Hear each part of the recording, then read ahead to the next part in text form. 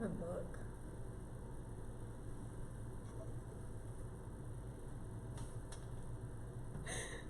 Welcome to another episode of the Caribbean Edge.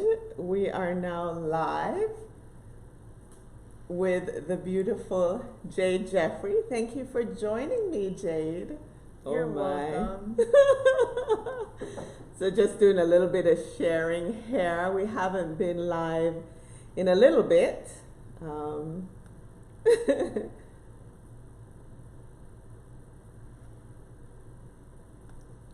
Okay, so I finally get you on the show, Jade.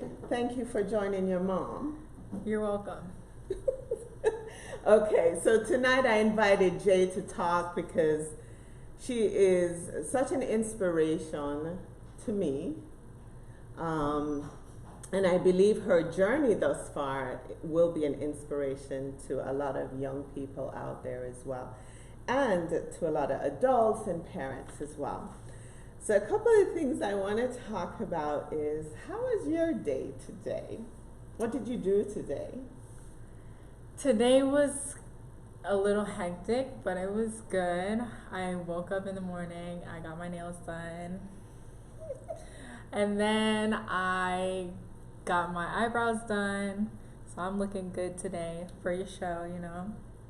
And then I had a photo shoot, so I went to Miami and we shot on South Beach, and it was mainly for like accessories and scarves and stuff like that. So, and then I drove back home and now I'm here.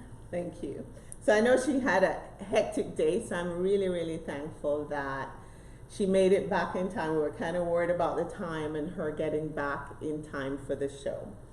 So I'm going to start with your background, okay? Because you're obviously a beautiful young lady. Obviously you have a beautiful mom, and you have a handsome dad.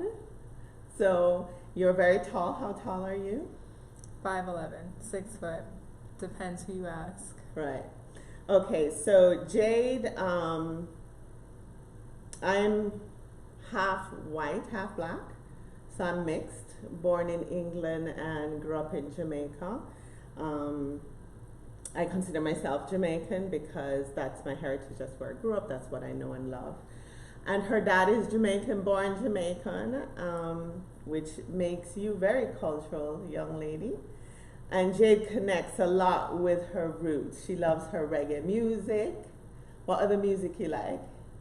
Afro beats. Yes. Hip hop, rap, R&B, anything really. Okay, so at a young age, I know you struggled with your height. I would say middle school. So talk about that, because there are a lot of young ladies that will tune in tonight, or people that have never experienced that or spoken to someone about it. What was that like for you as a young girl, being significantly taller than most kids in your classes?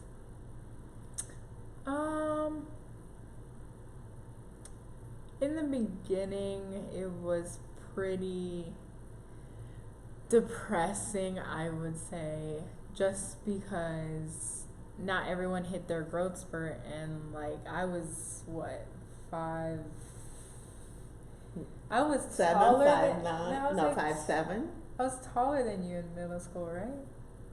About the same. I was about the same. So you're 5'8". I was like around that height already in middle school, so I was just growing a lot in my early stages, and there was not many people taller than me.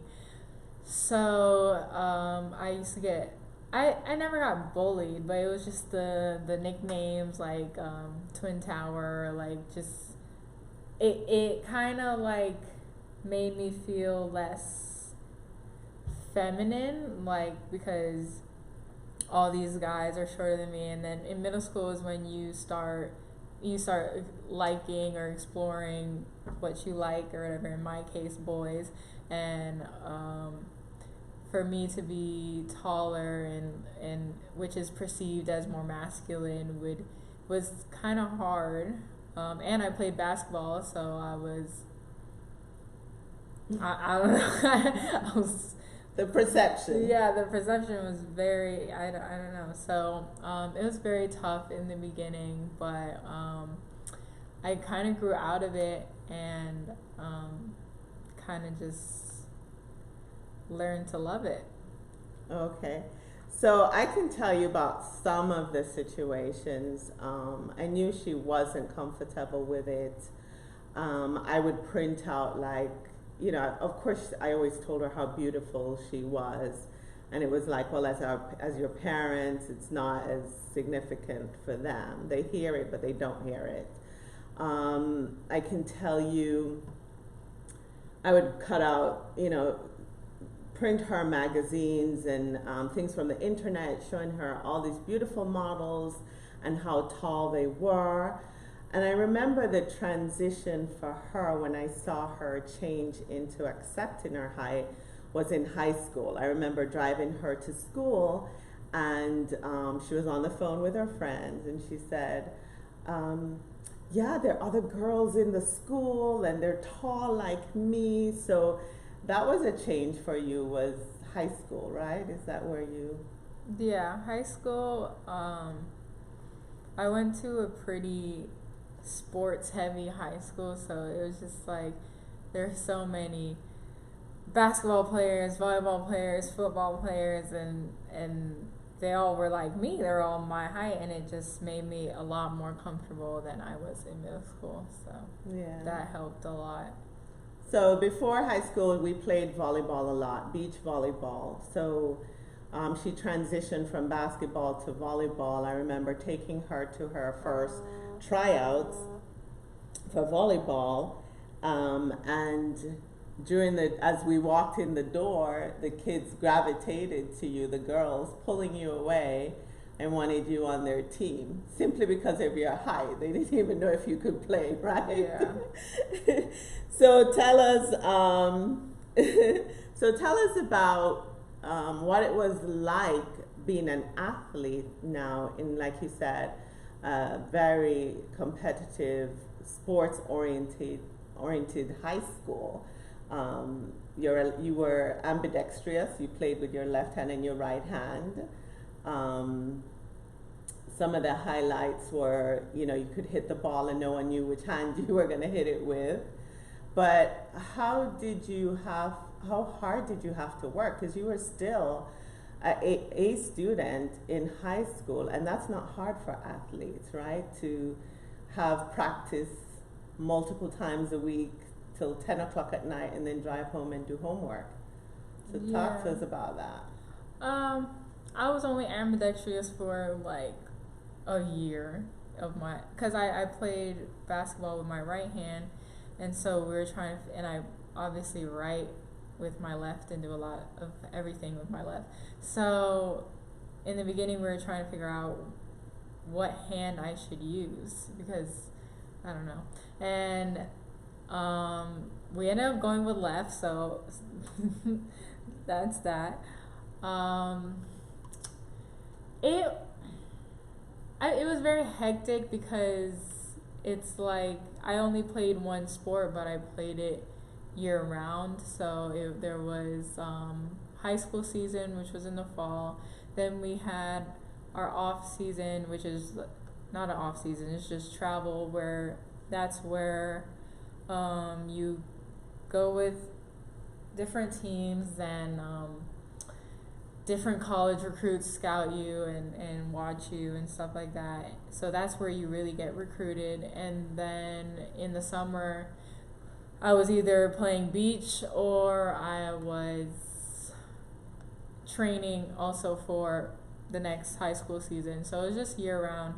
I never really got a break, and I really wanted a scholarship, so I was just really focused on volleyball. And yeah, it gets hard. I mean, even all the way through to college, you kind of learn a lot from being a student athlete, honestly.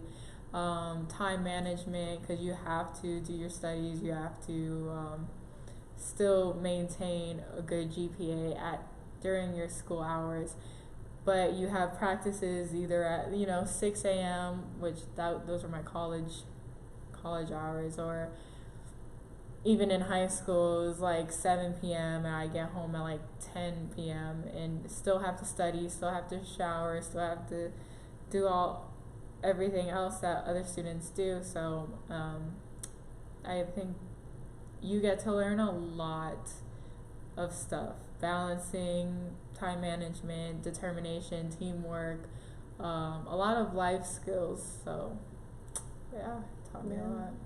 And Jade was a year, or she is a year ahead in school, because you're born in December, and you're only 20 years old. Yes. And so she left high school a year early, will graduate college a year early. So she's played with older girls. So what was it like to, after watching all your hard work, working so hard in school, becoming a state champion in your high school, and having your name permanently fixtured on the banner in your high school? Well, that will still remain to be one of my greatest memories of my life, my 20 years of life. It was just great because I was extremely hard on myself in high school, still continue to do that. But being hard on myself also meant that I was very determined. So I never felt good. When I was on JV, I was like, okay, I need to be on varsity. So sophomore year, I got to varsity. And then when I was on varsity, I wasn't playing much just because I didn't know indoor. So I only started indoor my freshman year. So I had to learn the game, learn everything kind of from scratch. So then sophomore year, I was like not playing much. So I was like, okay, I need to start, like I want to be a starter. And then by junior year, that's when we won our state championship. And it was such a great feeling, that accomplishment, because you're not just winning something by yourself. It was a team effort. It's just, I don't know, when we won, we went on a dog pile, and then we went to Disney, and then we were just doing so much stuff. And then a year later, we got our rings and then the banner in the gymnasium. So it was a very cool feeling. Good. So yes, as your mom, I can say you worked really, really hard and kept up with all your schoolwork, as well as, playing volleyball. And I know you were very hard on yourself. I remember transitioning from being a beach player to indoor and having to serve overhand. You were very hard on yourself. So great job in your accomplishments. So this year is a tough year, right? With COVID-19. Yeah. Black Lives Matter. Yeah. In all my life, I've never seen all the challenges. So it's a challenging time for a lot of kids around the world. So tell us how that's been, because I know when you have a very beautiful, loving mom who said get on a plane and get back to Florida, which you did the next day, and you've been home since then. So what is that like as a college student, transitioning, because you're in New York, away from home, and during this time it's difficult. So tell us about New York and where you are now with everything. Okay. New York is great. New York is different. When I got my scholarship to go to New York, I knew I just did not want to stay home just for the experience. I grew up in Florida all my life, so I wanted to experience something different, experience the seasons, experience New York and everything. So I went up there. It's very cold, but the food is great. Friends are great. School, I mean, I transferred from, when I quit volleyball, I transferred to a different school. And I mean, the schools are fine, they're okay. But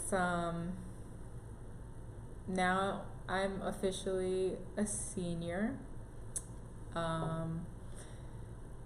And I'm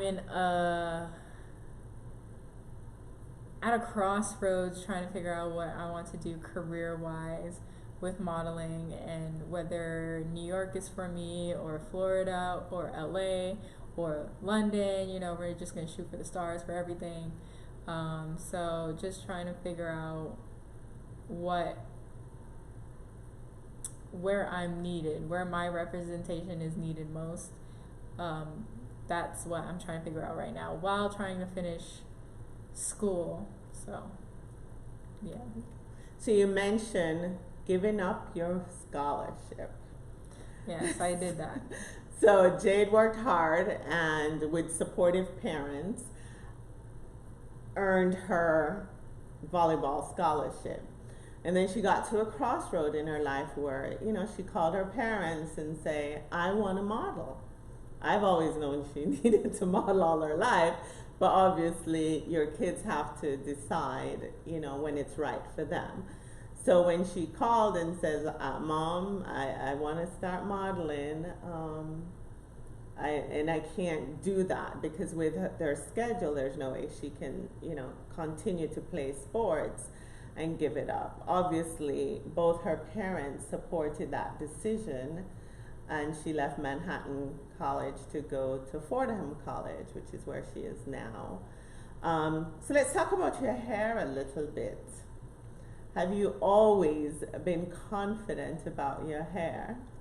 No. In middle school, I used to perm it and straighten it a lot.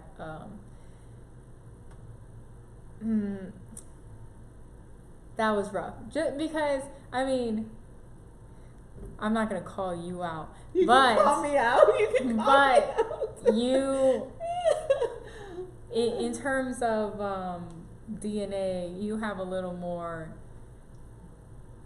straighter hair than mine. My hair is very coarse. It's very dense, and you used to just put it up in one, and that's all you knew how to do. And I didn't know how to do anything. So, and it was just, middle school was hard. And so I was like 5'8", big old puff. So that made me what, like 5'10", like, and and all the other girls were like, I think it was like a thing, like just having just hair laid. So I was like, Mom, Dad, can I straighten my hair? Perm my hair. But then my hair, over the course of like perming it, started like getting thinner. It started like falling out kind of, and just getting really damaged. So I decided to just grow it back out. So for a whole year, I remember just getting braids and braids and braids because I didn't want to do a big chop. It was like freshman year of high school, and I wasn't going to high school bald. So I was like, okay, I'm just gonna grow it out. Every time I got braids for like 2-3 months, I would clip some more and then do more braids and then clip some more, and then eventually it just grew back out to where I had no dead ends, and now it's been like what, 6 years since, yeah. So, and those braids are expensive. Yeah, especially when they see my hair, they're like $300. I'm like, So, and everybody will say, I love her hair. When they see pictures of you, I love your hair. So tell us about this, because I see a lot, especially recently, with people saying, don't touch my hair. And it's people that don't have your texture hair. So white people, black women are saying, don't touch my hair. How do you feel about that? I think it's just an individual preference. Obviously, sometimes it can get weird. Like I remember in high school, I got braids, and one teacher came up to me and was like, "How'd you grow your hair that long?" I'm like, "It's obviously not my hair." Like, it's just, I think it gets offensive when the person doesn't know, like, just wants to pet you like a zoo. Like, it's like, and they don't know the culture behind it, or just like, I don't know, that just, you could just tell when they're just not culturally aware, and that just makes me kind of like stop touching my hair. But me personally, I've never, cause I feel like every race feels like touching my hair. So like I personally do not care if someone comes to touch my hair, as long as it's not in a offensive. No one's ever trying to be offensive when they touch my hair, but like sometimes it's just a little like, like, oh, it's so, why does it feel like, no, I don't like that. But if it's like, oh wow, I love your hair, and if they even ask me to touch it, I can say yes, then I'm okay with it. But I just think it's personal preference, and I totally see why it is a problem for people, because sometimes it is a problem for me. So okay, so a lot of people are saying love her hair, she's so beautiful. And Joan Virtue Taylor, my cousin, is saying, you've had to make some tough decisions, Jade. I'm in one right now. Well, thankfully she has some supportive parents that help with those decisions as well. Yeah. So what is it like having two strong Caribbean parents? It's great. We'll just start off like that. One thing that my parents gave me that not many people got to grow up with was just the fact that they believe in me no matter what I want to do. So I know not every child has the ability to just, hey mom, I'm just gonna quit my fully paid scholarship. I'm just gonna go out on a limb and just try and model. Like, not every parent's gonna be like, yep, let's do it. Let's just throw away all the free money we're getting for you to go to school and try and make it in this crazy industry that is entertainment, modeling, whatever. So I feel like my parents have always had complete support, obviously in the right things. Like if I said, okay, I'm gonna go try and sing, I feel like they'd just be like, no, like, Jade, you can't sing for your life, don't do that. But with the right things, they never told me like, oh, you can't do this, or you're crazy, like, try and finish school first, try and do this, like. And something that we've been able to do more is, as I get older, they allow me to make my own decisions, but also be there to say, hey, think about this in your decision, but it's still your decision of what you want to do. So I got a lot of more freedom than, I feel like, a freedom to find my own place in this world, more than some parents give their children. Maybe it's like overprotectiveness or this or that, but the trust that my parents have in me and my consciousness is growing more and more every day, and yeah, it's great. Oh, well, thank you for that, Jade. I remember you came home one day and you were upset because you were at the beauty shop, and you were telling me about this little girl who her mom brought in, and her mom didn't have the same texture hair.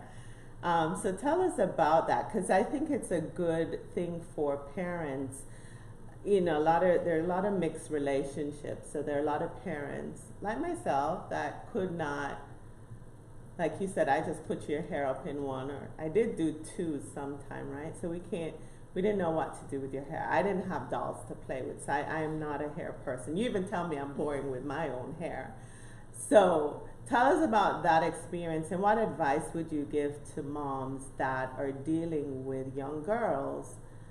So tell the audience about what you observed and how it made you feel. So there was this mom. She looked, I don't want to assume race, so I would put her around, either Caucasian or Hispanic, or like white Hispanic or something of that nature. And she had two younger daughters that were more white, and then she had her oldest daughter, who was obviously more black and had coarser hair. And I always go to curly hair salons, or like hair salons that specialize in curly hair, run by people with curly hair, so they know what to do with my curly hair. So, because I'm tired of going to straight hair people's salons, because they don't know what to do. You're like, what is this? So it's just like, no. So she obviously came in because she did not know how to, I do not want to say handle or like whatever. She did not know how to do her daughter's hair or any advice. She was just looking for advice, really. But she was making it more negative when she was talking to the hairdresser. She was just like, what'd she say? She was like, oh, I just don't know how to handle her hair. Like, no one in my family has this hair. It's just so this, it's so that. And then like her little sister was like, oh, you look like a troll, like to her older sister, in like a joking fashion, which you can tell from, I don't know, maybe in the household that's like allowed, like, because I don't know why any child would feel the need to say that to their older sister, but it was just making me feel very sad, just because I know what that girl is going through. I think she said she was like 15 or something, around 15. I know, like, I know what she was going through. Not that my mom ever in a million. My mom always talked about, oh, I prefer your hair better than my hair, like all this stuff, and I still did not like my hair. Let alone if my mom ever came into a hairdresser and started talking bad about my hair, or talking ignorant. It wasn't bad, but talking ignorant about my hair and not knowing what to do with it, and it's so this, it's so that, and blah blah. It just, I don't know. Kids pick up on that kind of stuff, and you could tell she did not like her hair, and her insecurities were showing. And I guess the advice I could give to moms is, I see a lot of like interracial couples all over the place, which is great. I'm a product of that, but I see a lot of women who don't understand their partner's culture, and they fetishize mixed kids. Like, I've heard it in my college campus, like a bunch of white girls talking about, oh, I want mixed kids, that would be so cute. But I know they would not take the time to raise a black child into their culture and to like learning how to do their hair and learning how to do this, and talking to your black child about what it is to be black. And no, it was just more of a fetish of oh, I want curly hair babies. I want green eyed and whatever. It's just a fetish, and it's just that doesn't sit right with me. But there are a lot of moms I've seen. There's a bunch of hair salons opening where mothers can take their child in to see black hairdressers, and the black hairdressers will teach them how to do their child's hair. And any advice I would say would take your child to go see a curly hair specialist, so she or he can be in the environment of just black hairstylists, just even being in that environment where they can feel normal. So you walk into a hair salon and it's a bunch of straight haired people, it just doesn't feel right. But if you walk into a salon where it's just all these curls popping all over the place, you're like, yes, like, and I feel like it's very powerful for a child who's trying to figure out who they are and what they want to be, what their style is, what, you know, it's very hard to be a child sometimes. So giving that space environment where they can talk to someone who knows more about their kind of hair texture, and who can also fully support and just what's the word, compliment their hair texture. Because, you know, growing up, there's a lot more representation now. Everything's getting better, but you still don't get that kind of representation. So as much representation as you can expose your child to, I would say that is my advice. That's some beautiful advice, because I know, listening to you, Jade, you had to figure out a lot yourself. Yeah. And like you said, YouTube. That's yes. That's how I did it. And figure out your hair's, not your hair type, but your hair porosity.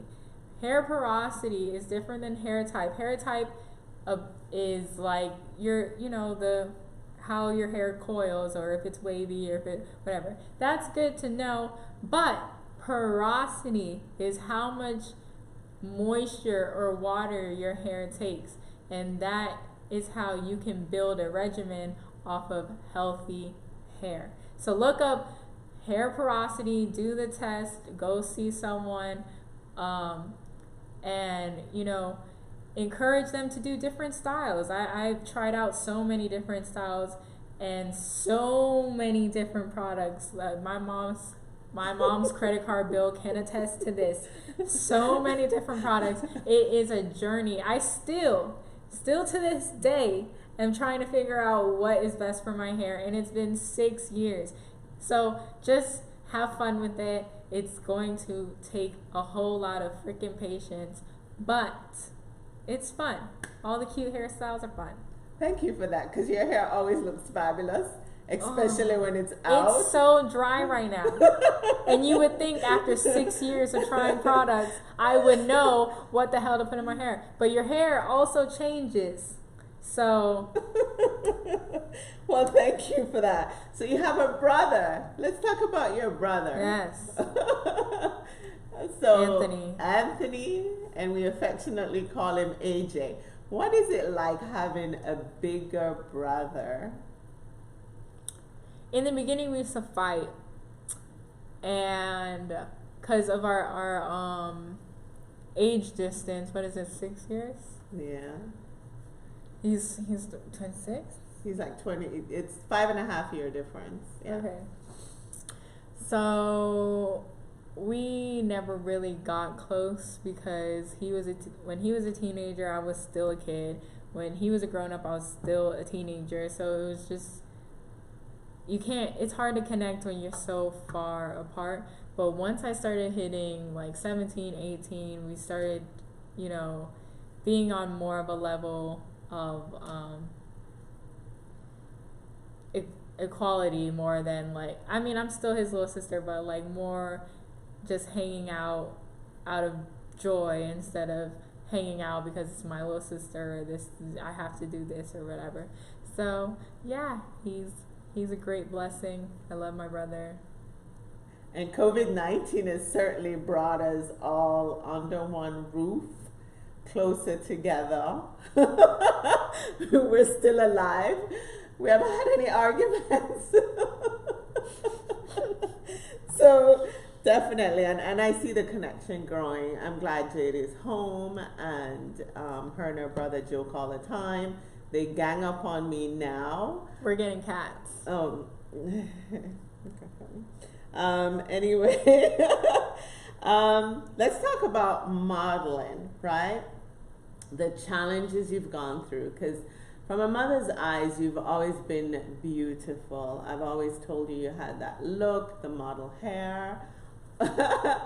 And so tell us about modeling. What would you want young girls that would love to model to know based on your experience so far?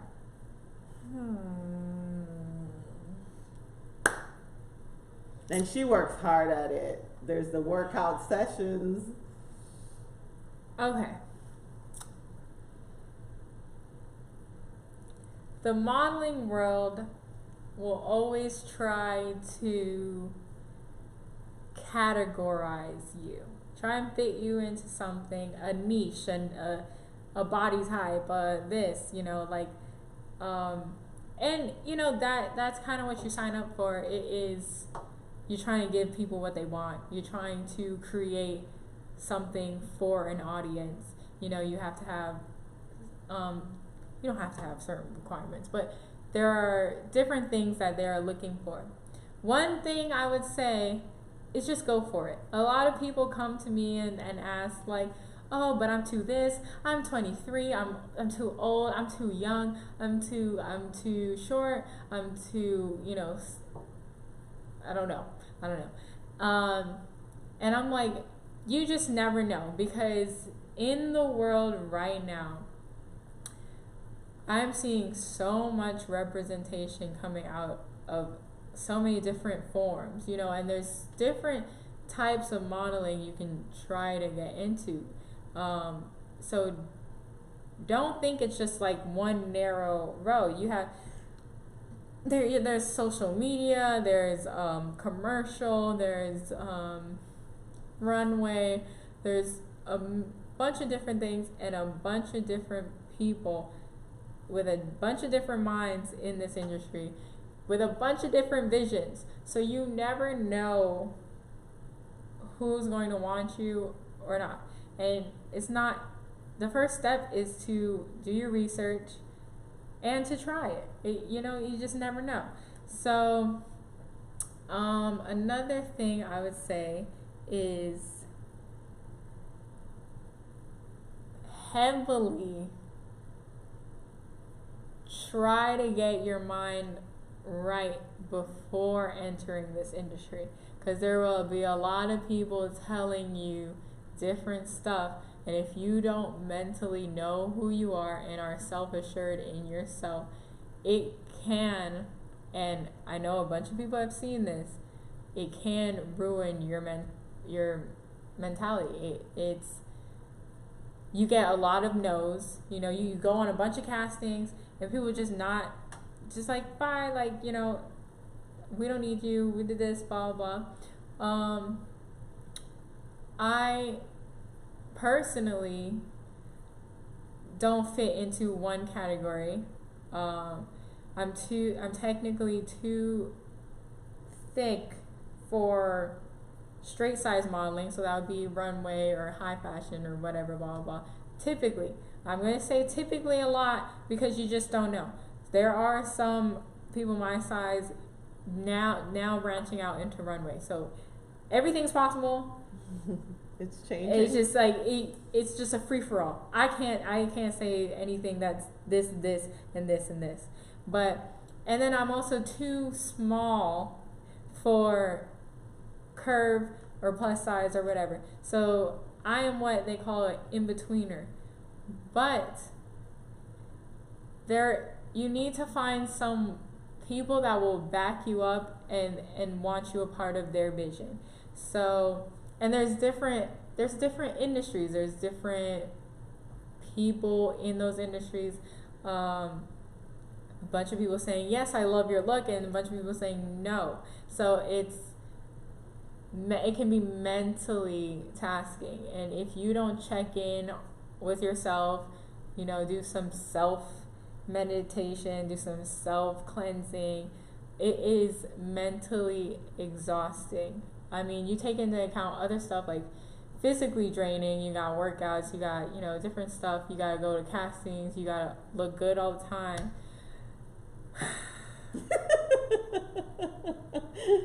You gotta post on your social media, you gotta do this. It's a tasking job, but mentally it is very draining, especially when you see girls that are skinnier than you, girls with more followers than you, girls in these bikini pics that are looking better than you. And it's just like, it's all beautiful people. I might be beautiful to everyone, but once you get in the industry, it's just a bunch of beautiful people. You're just beautiful and everyone else is beautiful, and it's just like, okay, great. Like, you're not special there. So it really all comes down to one person, that client, telling you that's what I want in my vision. But there's a million different clients, and everyone has different tastes. So I'm not, you just have to kind of have to accept that you are someone's taste and you are not someone's taste, and that's fine, because you still gonna get this bag, you still gonna get this money. So she's still gonna get the money. So let's tune into some of the audience. Paula says, meanwhile, I have to wait from the golf course. Miss you, Paula. Quarantine life, Paula. Quarantine life. Thanks for tuning in. Thank you. Your Uncle Errol says, all the way from Turks and Caicos, that great scene and listening to you both. Hi, Uncle. Sophia Jackson Nicholson says, yes, it's a tough industry and the rejection can break some people. Jade is correct. You have to have self-confidence to survive. Thank you, Sophia.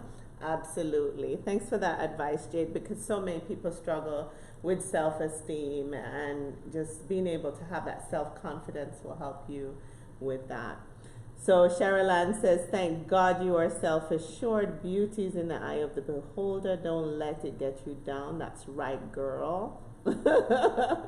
And then Joan Virtue Taylor says, so nice to hear Jade speak so highly of her brother. Thank you. And I hope I'm catching all the comments as we go along. I really appreciate everyone tuning in. And I'm going to shock Jade a little bit. I hope she doesn't get upset with me for reading this letter she wrote to her mom. You already read it. No, this is a different audience. You already read it. So here's why it's important. Oh my God, I know you're going to get... So Jade wrote this letter, and it was such a beautiful letter. I've kept it. I'm going to frame it. And my cousin Lisa in Canada actually asked for a copy of it because she wanted to use it for her lectures. The significance of this letter is because I'm so proud of this young lady and the advice, and watching her sit here. I wasn't sure if I'd read it. So for all the audience that have never heard this letter, or if you've heard it before, you'll understand. But it says, Dear Mom, we were assigned to write a letter to someone we are grateful for in one of my classes, and I automatically thought of you. I wanted to start off by saying thank you for everything you've done for me and AJ, even just during this quarantine. You've been getting run through the mud at work just to make sure we can continue living comfortably. This letter won't cover everything that I'm grateful for because I would need a book, but I hope it gives you a little insight. You're the strongest individual I know, without a doubt. I admire your strength so much because I haven't endured 1/100th of what you have been through. I feel like I'm falling apart every 2 seconds, LOL. You kill the cycle of abuse on your own, and that is the best gift you could have given me. It is unrepayable. Because of you, I get to live the way you never could. Free to love and laugh, free to make my own mistakes, free to express who I am, free to whine about nonsense, free to cry and feel my emotions. Everything I love about myself, you allowed. You let me be proudly me, unapologetically. I can be annoying, and so can you too, but I genuinely am so grateful to have you as a mom. Thank you with all my love, Jade. So it was a beautiful letter that came at a very rough time with working 7 days a week for months. But tonight the significance of this letter is it just shows you how much you can break cycles in your life, no matter what you've been through, in order to create a different space for your children. Culturally, it's different for us, me being from Jamaica. But Jade has accepted that cultural difference, living and growing up in America, and more drawn to her Jamaican culture. She even has the Irie tattoo on her, representing, and somehow convinced her mom to do the same. So we have the Irie tattoo. So I thank you for being a beautiful daughter. I thank you for sharing your experience with, everything we touched on tonight, your hair, giving advice to young girls, watching young girls and boys tuning in to see what it's like to be what's considered different or not having the courage. You will influence a lot of people watching this tonight. So any parting words, Miss Jade? I guess I would say, if there are any young people watching, in this realm of like social media and stuff like that, and in terms of modeling also, there are a lot of times where we feel like we're not enough. Like, I can go through my feed a bunch of times and see so many different accomplishments from different people. Oh, this person shot with this person, and this did this and this and this, and I'm sitting at home doing this and this. But just know that everyone has something going on. Everyone is not as put together as you can. Like, you don't have to, I don't want anyone to go into the industry and be like, oh, like, I don't think I'm that self-assured or confident. And it's more of a journey of being confident. It's not like I just got confident and I'm like, yeah, like this industry's my bitch. Like, no, like it's like I still feel insecure. I still have days where I can look in the mirror and I'm like, nope.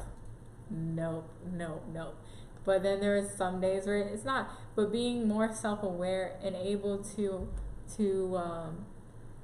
the body needs cleansing. The body needs cleansing, self-love, self-assurance, a support system. All these different things can help in the industry, in everyday life, where if you surround yourself by good people and you're self-aware that, I'm feeling sad today, I'm going to feel sad today because sadness is just an emotion. I'm going to let it be. I feel like people can benefit for just being more self-aware and letting things be, So that would be my parting words. Everyone, be blessed. Jade loves you. Thanks for having me. Yeah. Thank you, Jade, for coming on the show, and not because you're my daughter, but you're absolutely stunning, and I can't wait to see what you do next. All your advice has been on point, and we appreciate you joining the Caribbean Edge tonight. We thank all our viewers for tuning in and for sharing this episode. We have so many young people that can learn from this episode. So thank you once again. Have a beautiful and amazing week. And stay tuned, coming this Sunday for the first time, we have the Caribbean Edge Kids. And it's going to be off the chain. So it's going to be 1 o'clock on Facebook. and we can't wait to bring it to you. So thanks again for tuning in to the Caribbean Edge. Have a beautiful night. Bye.